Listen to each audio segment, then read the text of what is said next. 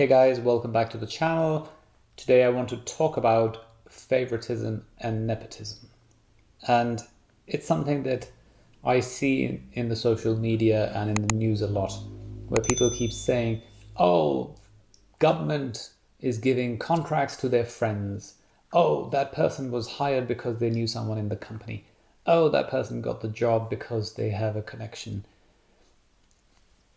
The point is, this is normal. This is how the world works. Simple examples of this is if you're getting, your tap repaired, you need a plumber. What most of us would do is call our friends and say, oh, do you know a plumber that we could use? You'd ask your neighbors to say, oh, and then you ask them, have you used them? What do you think of their work? Because you get a reference from a real individual.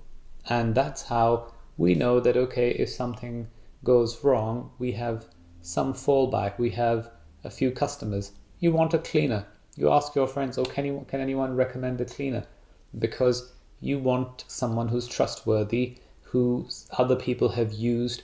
You know you're letting them into your house. So why is it any different that when you're hiring someone to work in your company, you would say, no, I'm going to put this neutrally, equally out there. I'm not going to look at any references or recommendations because I am one of those idiots who thinks I will risk it on someone that I know nothing about. 10 people come to your office for an interview. You have 10 CVs. 2 of them you know through someone. So you know that they have been recommended by someone, which means that someone's reputation is on the line. So if I hire someone who my friend has said, oh, he's a good guy, and I hire that person and he's a crap employee, I will go to my friend and said, what the hell? You recommended this person, he's crap.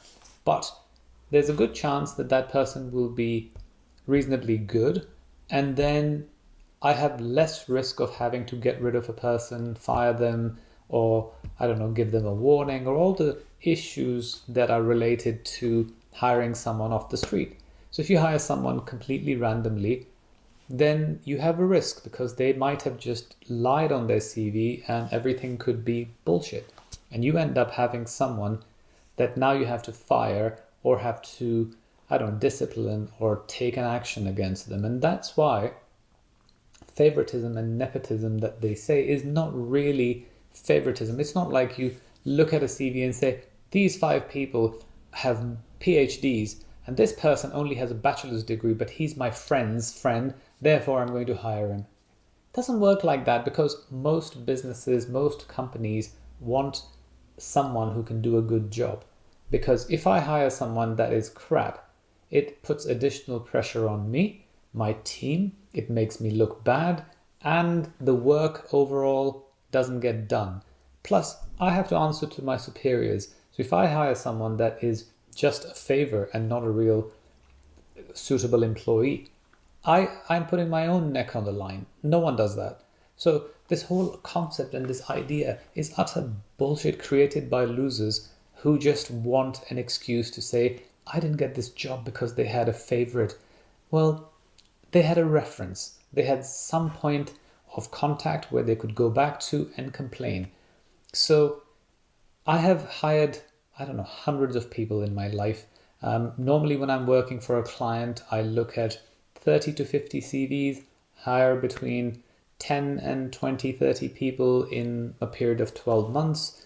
Usually there's a lot of change and churn and organizational restructuring. So I'm doing this all the time. And it's never ever been the case. And people say, oh, you're just an exception. No, I work with tons and tons of people in large corporations.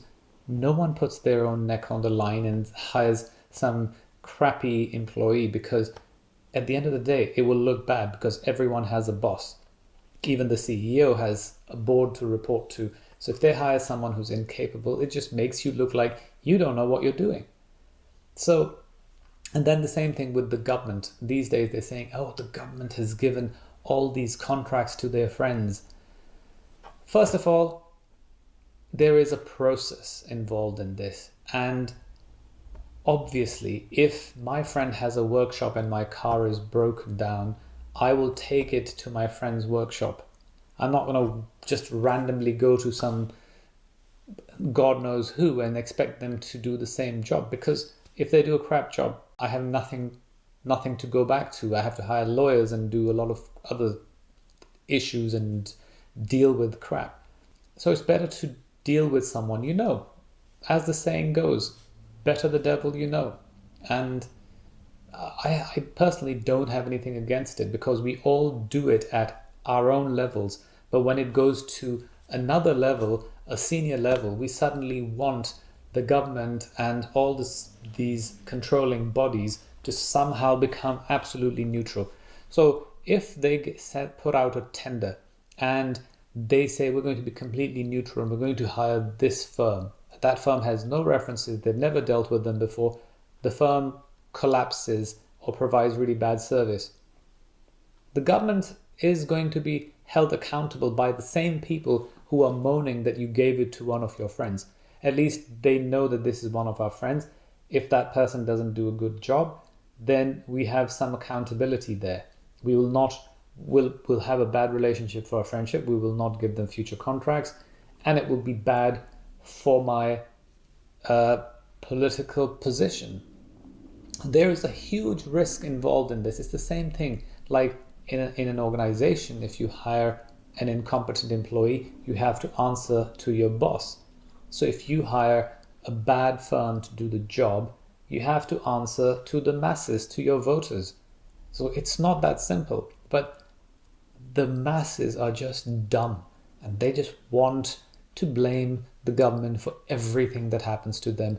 They want to be saved because they're little babies, and they just want someone to take away their problems, and they have no responsibility to do anything in their life.